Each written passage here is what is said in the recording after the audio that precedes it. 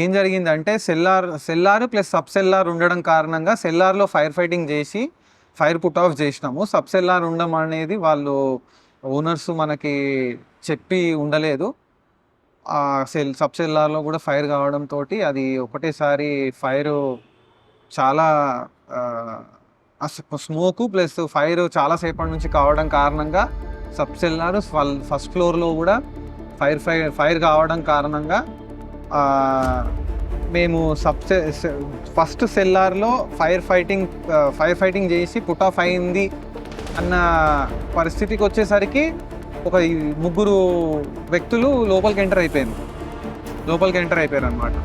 వాళ్ళు లోపలికి ఎంటర్ అయిపోయి కొన్ని సేఫ్టీ ప్రికాషన్స్ చేద్దాము అనే విధంగా వాళ్ళు లోపలికి వెళ్ళిర్రు, కానీ సెల్ఫ్ ట్రాప్డ్ అయిపోయారు. వాళ్ళు మనుషులందరినీ రెస్క్యూ చేసి బయటికి తీసుకొచ్చిన తర్వాత మనం ఏదో ఫైర్ ఆపుతున్నాము. ఇక ఓనర్ ఏం చేసిండంటే లోపల ఏదో ఇంపార్టెంట్ మెటీరియల్ ఉంది, సంథింగ్ డైరీ లాంటిది లేదా ఏవో చెప్తున్నారు, ఏదో ఫైల్స్ ఉన్నాయి మాకు చాలా ఇంపార్టెంట్ ఫైల్స్ అవి అని చెప్పేసి పంపించిండంట. వాళ్ళు లోపలికి వెళ్ళిపోగానే హెవీగా స్మోక్ పెరిగిపోయింది. వాళ్ళు బయటికి రాలేక వాళ్ళు అక్కడే పడిపోయినారు, ఫస్ట్ ఫ్లోర్లో పడిపోయి వాళ్ళు కూడా అట్లనే లైఫ్ లాస్ అయిపోయింది వాళ్ళది కూడా. ఇవి ఎప్పటికీ అంటే చాలా బాధాకరమైన, నేను చాలా బాధపడ్డా. ఇంటికాడ కూడా నేను అనిపించింది, పర్సనల్గా అనిపించింది, ఏదో దెబ్బ మనకి తగిలినట్టే అనిపించింది అవి రెండు. మేమందరం ఉన్న తర్వాత కూడా అంటే ఫైర్ సర్వీసెస్ డిపార్ట్మెంట్ ఒక 4-5 వెహికల్స్ అక్కడ ఉన్న తర్వాత కూడా వాళ్ళు సెల్ఫ్ ట్రాప్డ్ అయిపోయి చనిపోయినారు అన్న కారణంగా చాలా బాధ వేసింది అనమాట. అప్పుడు చాలా బాధ అనిపించింది. 17 జనవరి ఎగ్జాక్ట్గా ఇయర్ 17 జనవరి, అది సంక్రాంతి టైం. వాళ్ళు కంపెనీని రన్ చేస్తున్న టైంలో వాళ్ళు ఏమైందంటే బాయిలర్స్, వాళ్ళ ఫార్మాస్యూటికల్స్ కంపెనీ బాయిలర్స్ హీట్ అయ్యి బ్లాస్ట్ అయిపోయింది. అక్కడ బ్లాస్ట్ అయ్యి 6 మెంబర్స్ చనిపోవడం అనేది నా బాధ కలిగించిన విషయం. అది అత్యధిక బాధ. ఎందుకంటే ఒక వ్యక్తిని నేను చనిపోయిన వాళ్ళని ఇప్పుడు అలా చూడలేదు. ఫస్ట్ అంటే పీసెస్గా పడిపోవడం, ఆ పీసెస్గా పడిపోవడం అనేది నాకు ఇన్సిడెంట్ అనేది చాలా బాధ కలిగించిన విషయం. అది మేము వెళ్ళినాం లేట్గా, అంటే మాకు వాళ్ళ నుంచి మాకు రెస్పాండ్ రాలేదు. పోలీస్ డిపార్ట్మెంట్ వాళ్ళు మాకు ఇన్ఫర్మేషన్ ఇచ్చారు, సార్ ఇట్లా అయ్యింది మీరు లేరు ఇక్కడ అంటే, సార్ అది యాక్చువల్లీ మాకు ఇన్ఫర్మేషన్ ఇవ్వలేదు వాళ్ళని చెప్తే మేము ఇమీడియట్గా ఒక 15 మినిట్స్లో ఒక టర్న్అవుట్ అయ్యి అక్కడికి వెళ్ళినాం. అక్కడ చూస్తే బాడీ హృదయ విదారకంగా సిచ్యువేషన్. అది ఇంకా బాడీస్ ఏంటంటే ఒకరి కాలు తెగిపోయి పడిపోవడం, ఒకరి తలకాయ, ఒకరిది మొండెము, చేతులు. అసలు అంటే చూసిన నేను భయంకరమైన ఘటన ఏంటంటే అదే ఇంకా నా దృష్టిలో ఇప్పటివరకు అలాంటి ఘోరమైన సిచ్యువేషన్ నేను చూడలేదు.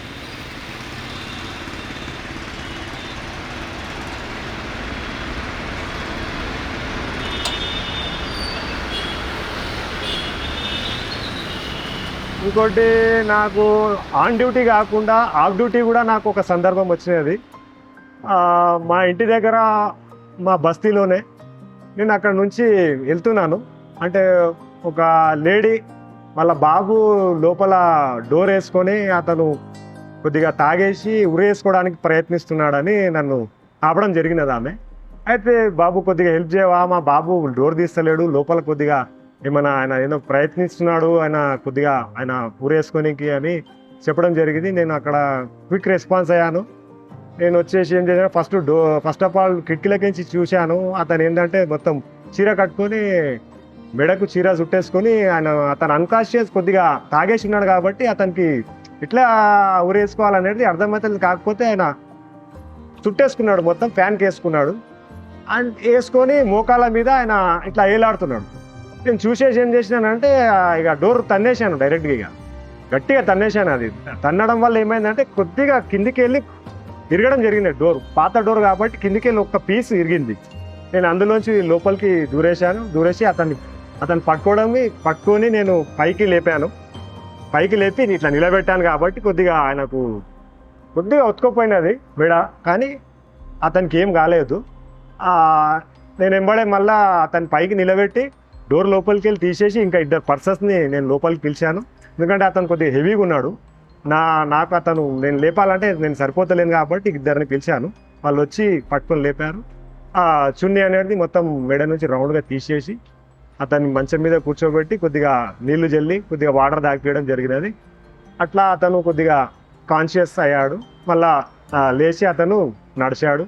కాకపోతే ఆయన తాగడం వల్ల డ్రంక్ చేయడం వల్ల అయింది ఏంటంటే ఆ డైలమాలో ఉన్నాడు, అంతేకాని అతనికి ఏం కాలేదు, బతికాడు. అది నాకు చాలా సంతోషంగా అనిపించినది. అంటే ఆన్ డ్యూటీ కాకుండా ఆఫ్ డ్యూటీ అయినా ఇది మన పనే కాబట్టి అట్లా కూడా, ప్లస్ ఒక హ్యూమన్ బీయింగ్గా నాకు అతన్ని సేవ్ చేయాలి. ఫస్ట్ ఆఫ్ ఆల్ ఒక హ్యూమన్ బీయింగ్గా మనము ఒక హ్యూమన్ని సేవ్ చేయాలనేది నాకు అట్లా చాలా సంతోషంగా అనిపించినది. అతన్ని నేను ఒక్కొక్కసారి అతను ఫేస్ నాకు గుర్తుండిపోయింది. ఒక్కొక్కసారి అతను కనిపించినప్పుడు కూడా నాకు చాలా హ్యాపీగా అనిపిస్తుంది. అతను తిరుగుతూ ఉంటాడు కాబట్టి అక్కడ ఆ ఏరియాలో నాకు చాలా హ్యాపీగా అనిపిస్తుంది.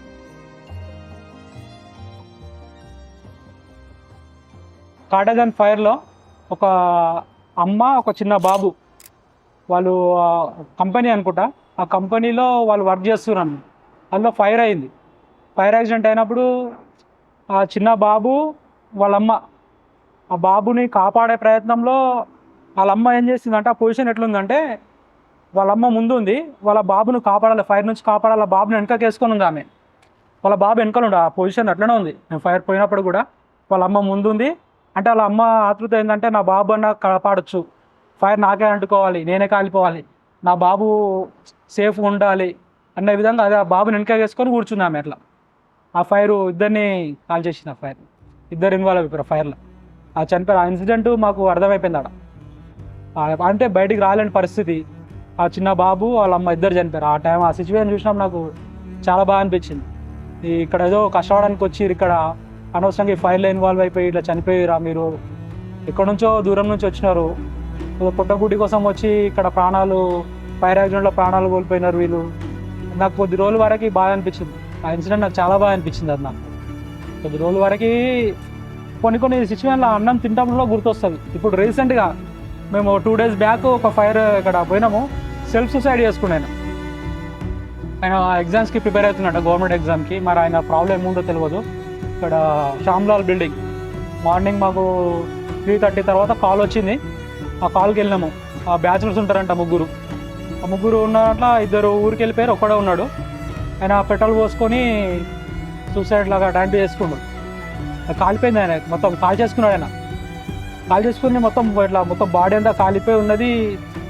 ఆయన చూస్తే మాకు అర్థం కాలేదు అసలు ఏంది అంత పెద్ద చాలా. ఆయన దగ్గర 5.6 పైన ఉంటాడు, 5'8" హైట్, బాగున్నాడు, పర్సనాలిటీ మంచి ఉంది. చదువుకోవడానికి వచ్చి ఆయన ఎందుకు మరి ఆ ఫీల్డ్లో ఎట్లా చనిపోయాడు, సూసైడ్ చేసుకున్నాడు. మా పక్కకు ఫైర్ అవుతుంది అప్పటికి. మేము ఫైర్ ఆపేసినాము, వాటర్ వేసి ఆపేసి. ఆ పొజిషన్ చూడలేక నాకు చాలా తింటప్పుడు కూడా ఇప్పటికి కూడా గుర్తొస్తుంది నాకు. అది తినేటప్పుడు పడుకునేటప్పుడు అట్లా పడిపోయి ఉన్నాడు. ఆయన ఇట్లా కాలిపోయినాడు, బర్న్ అయ్యి మొత్తం. అట్లాంటివి చాలా గుర్తొస్తుంటాయి, బాగా అనిపిస్తాయి ఆ టైంలో. అలాంటి అవి ఇక మాకు కొన్ని భయం వేస్తుంటాయి అది చూసినప్పుడు కూడా. ఏంది ఇట్లా కాలిపోయారు, ఏంది వీళ్ళు, అది చెప్పలేను. అది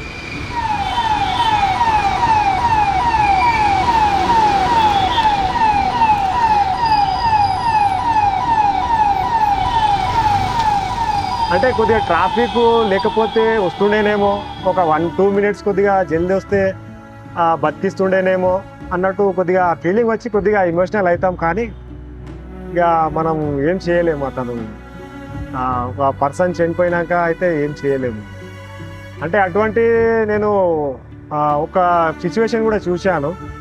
అంటే ఒక జంట మేల్ ఫీమేల్ వాళ్ళు హస్బెండ్ వైఫ్ ఏదో సంథింగ్ వాళ్ళ ఫ్యామిలీ ప్రాబ్లమ్స్ వల్ల ఏదో వాళ్ళ గొడవల వల్ల ఏదో ఇద్దరు కాల్చుకున్నారు కెరోసిన్ వేసుకొని.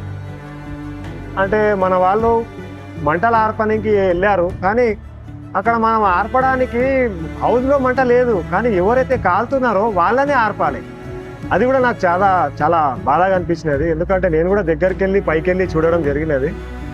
వాళ్ళు కాలుతున్నారు, అంటే వాళ్ళ చెస్ట్ మీద మొత్తం బాడీ అంతా మంట ఉన్నది. వాళ్ళని చూస్తే చాలా బాధ అనిపించినది. వాళ్ళు కాలుతూ కూడా ఆ లేడీ ఏదో మాట్లాడుతున్నది, కరెక్ట్గా అర్థమైతే లేదు. ఈ గొంతు మొత్తం వాళ్ళకు ఇట్లా స్ట్రెచ్ అయిపోయినది, మాటలు కూడా కరెక్ట్ అర్థమైతే లేదు. కానీ మ్యాక్సిమం 80-90% మొత్తం వాళ్ళు కాలిపోయినారు. కానీ మనము ఏం చేయలేని సిచ్యువేషన్ అప్పుడు. కానీ ఆ మంటనైతే స్లోగా నీళ్ళు కొట్టి ఆర్పడం జరిగినది. అప్పటికే వాళ్ళు మ్యాక్సిమం ఆల్మోస్ట్ 80% కాలిపోయాను. బతికించలేని పరిస్థితి, చాలా బాధగా అనిపించింది.